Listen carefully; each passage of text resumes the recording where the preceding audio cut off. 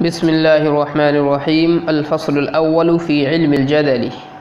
قد وقعت المخاصمة في القرآن العظيم مع الفرق الأربع الضالة المشركين واليهود والنصارى والمنافقين، وهذه المخاصمة على طريقين. پہلی فصل علم الجدل کے بیان میں. تحقیق کے مخاصمہ واقع ہوا ہے قرآن عظیم میں گمراہ چار گمراہ فرقوں کے ساتھ، یعنی مشرکین، یہود، نصارہ اور منافقین کے ساتھ. وَهَذِهِ الْمُخَاصَمَةُ عَلَى طَرِيقَيْنِ، اور یہ مخاصمہ دو طریقوں پر ہے. یہاں پر المشرکین والیہودی والنصارہ والمنافقین میں اعراب کی دو شکلیں ہیں. یا تو اس کو منصوب پڑھیں گے، اگر منصوب پڑھیں تو اعنی فعل مقدر محذوف ہوگا، جیسا کہ ہم نے ترجمے میں کیا ہے، یعنی مشرکین، یہود و نصارہ اور منافقین. یا اس کو حالت جری میں بھی ہم پڑھ سکتے ہیں. اس صورت میں مع الفرق الاربع الضالہ جو ہے الفرق الاربع، یہ اس سے بدل واقع ہو جائے گا، تو اس سے بدل واقع ہونے کی وجہ سے حالت جری میں آ جائے گا. اور یہود پر اب کسرہ پڑھیں گے. پہلی صورت میں اعنی فعل اگر ہم محذوف مانتے ہیں تو یہود پر بھی فتحہ ہی پڑھا جائے گا، جیسا کہ مشرکین پر فتحہ پڑھا گیا ہے. وَهَذِهِ الْمُخَاصَمَةُ عَلَى طَرِيقَيْنِ، اور یہ مخاصمہ دو طریقوں پر ہے. الاول ان يذكر سبحانه وتعالى العقیدۃ الباطلۃ مع التنصیص على شناعتها. پہلا طریقہ یہ ہے کہ اللہ تبارک و تعالی ذکر فرماتا ہے باطل عقیدے کو مع التنصیص علی شناعتها، اس کی قباحت پر صراحت کے ساتھ ساتھ، اس کی قباحت کی تصریح کے ساتھ ساتھ. نصص ینصص تنصیصا باب تفعیل سے آتا ہے. اس کے معنی آتے ہیں کسی چیز کو بیان کرنے میں مبالغہ کرنا. اور شناعت آپ حضرات جانتے ہی ہوں گے، باب کرما کرم سے اس کے معنی برائی کے اور قباحت کے آتے ہیں. وَيَذْكُرَ اسْتِنْكَارَهَا فَحَسْبُ، اور صرف اس کے منکر ہونے کو اللہ تعالیٰ بیان فرماتا ہے. استنکار باب استفعال، منکر ہونا. وَالثَّانِي أَن يُبَيِّنَ شُبُهَاتِهِمِ الْوَاهِيَةِ، اور دوسرا طریقہ یہ ہے کہ اللہ تعالیٰ ذکر فرماتا ہے، بیان فرماتا ہے ان کے لغو شبہات کو. وَيَذْكُرَ حَلَّهَا بِالْأَدِلَّةِ الْبُرْهَانِيَّةِ أَوِ الْخَطَابِيَّةِ، یہ خطابیہ ہے، خطابیہ نہیں ہے، خا کے فتحے کے ساتھ. اور اللہ تعالیٰ ذکر فرماتا ہے برہان یا خطابی دلائل سے اس کا حل. اور دوسرا طریقہ یہ ہے کہ اللہ تعالیٰ ان کے واہیات شبہات کو، لغو شبہات کو ذکر فرماتا ہے اور برہان اور خطابی دلائل سے اس کا حل پیش فرماتا ہے.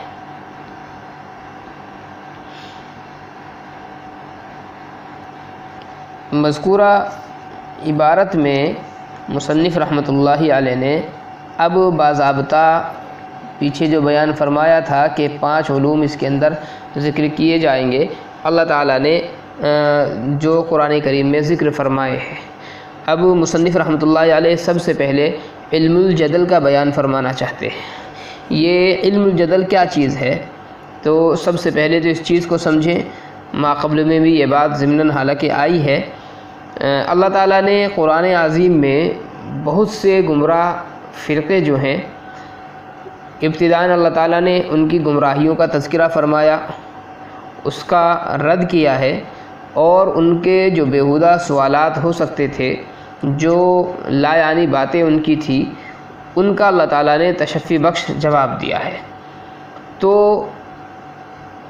باطل فرقوں کی گمراہی کا رد اور ان کا تسلی بخش جواب، اسی کا نام اصل علم الجدل اور علم المخاصمہ ہے. اور وہ آیتیں جن میں اس طرح کے مضامین بیان ہوئے ہیں، ان آیاتوں کو آیات جدل اور آیات مخاصمہ کہا جاتا ہے.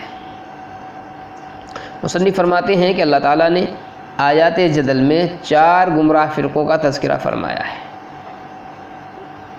مشرکین، یہود و نصارہ اور منافقین. یہ 4 فرقے ہیں جن کا اللہ تعالیٰ نے رد کیا ہے اور رد کے اللہ تعالیٰ نے دو طریقے اختیار فرمائے ہیں۔ کہیں کہیں تو ایسا ہوا ہے کہ اللہ تعالیٰ نے ان کے باطل نظریات کو بیان فرمایا ہے، ان کے فاسد جو خیالات تھے صرف اس کی برائی کو بیان کیا گیا ہے، اور یہ بتایا گیا ہے کہ ان کے خیالات اور ان کے نظریات یہ درست نہیں ہیں بلکہ منکر ہیں، لیکن صرف اسی چیز پر اکتفا کیا گیا ہے اور اس کی دلائل اور براہین باضابطہ بیان نہیں کیے گئے کہ ان کے باطل نظریات جو ہیں وہ برے ہیں تو کس وجہ سے برے ہیں، یہ یا اس کی دلیل کیا ہے، اس چیز کو اللہ تعالیٰ نے بیان نہیں فرمایا ہے۔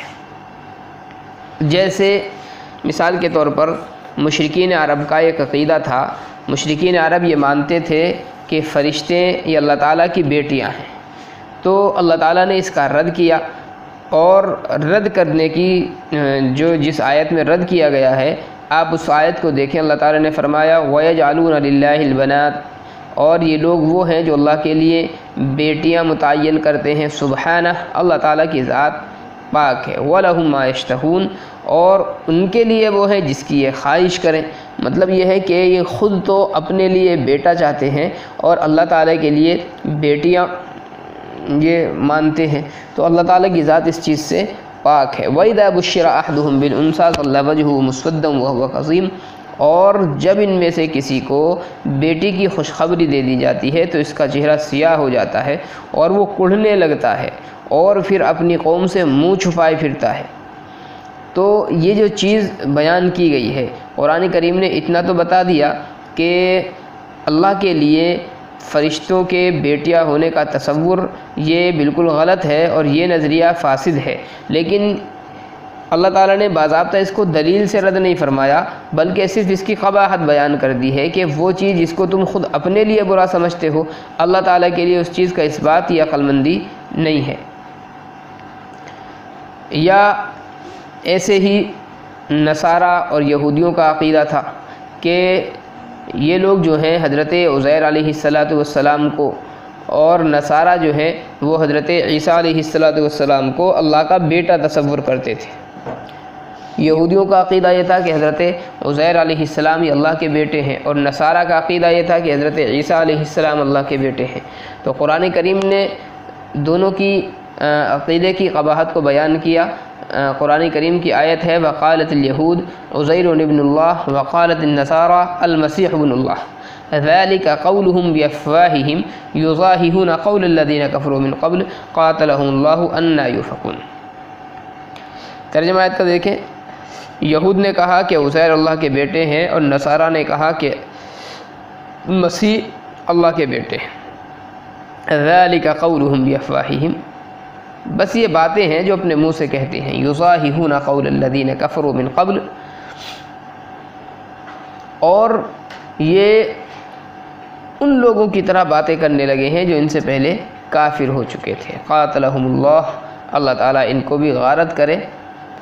انا یؤفکون، یہ کدھر الٹے جا رہے ہیں؟ مطلب یہ ہے کہ یہ خیال جو ہے یہ بیہودہ خیال ہے۔ تو ایک طریقہ تو اللہ تعالیٰ کا یہ ہے کہ باطل فرقوں کا اللہ تعالیٰ نے تذکرہ فرمایا ہے لیکن باضابطہ دلائل ذکر نہیں فرمائے۔ دوسرا طریقہ جو ہے وہ یہ ہے کہ اللہ تعالیٰ نے باضابطہ گمراہ جو فرقے ہیں ان کے جو باطل نظریات تھے، فاسد خیالات تھے، ان کو بیان کیا، اور بیان کرنے کے بعد پھر دلائل قطعیہ اور دلائل خطابیہ سے ان کی مکمل طور پر تردید بھی فرمائی ہے۔ جیسے مثال کے طور پر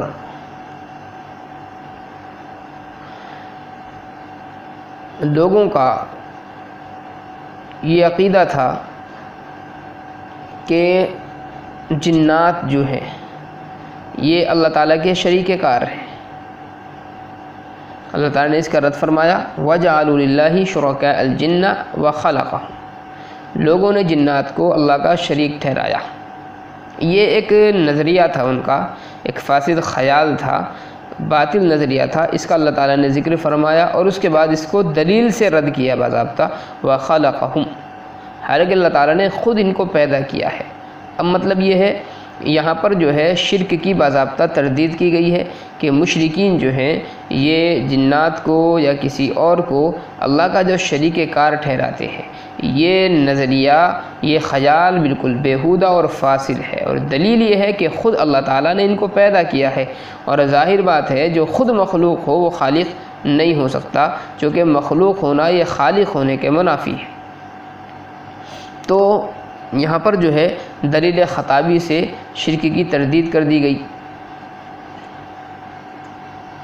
یا اس کے علاوہ اور طریقوں سے بھی اللہ تعالیٰ نے بہت سارے فرقوں کی تردید فرمائی ہے، اور بہت سارے دلائل کے ذریعے سے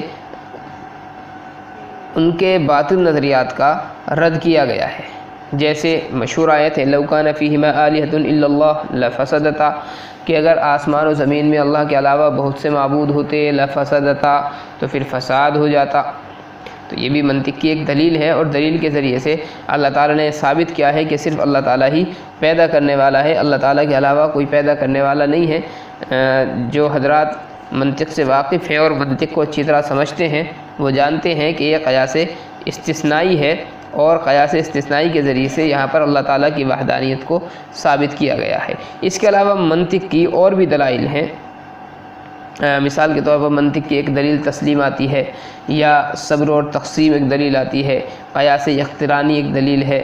تو ان تمام دلائل کے ذریعے سے اللہ تعالیٰ نے مختلف جگہوں پر مختلف لوگوں کا رد فرمایا ہے۔ تو رد کے دو طریقے اللہ نے ذکر فرمائے ہیں۔ کہیں تو ایسا ہوا ہے کہ صرف رد کیا ہے اور دلائل ذکر نہیں کیے، خالی قباحت کو بیان کر کے چھوڑ دیا گیا ہے، اور کہیں ایسا ہوا ہے کہ ان کی قباحت بھی بیان کی گئی، اور پھر قباحت کے ساتھ ساتھ میں دلائل کے ذریعے سے ان کا باضابطہ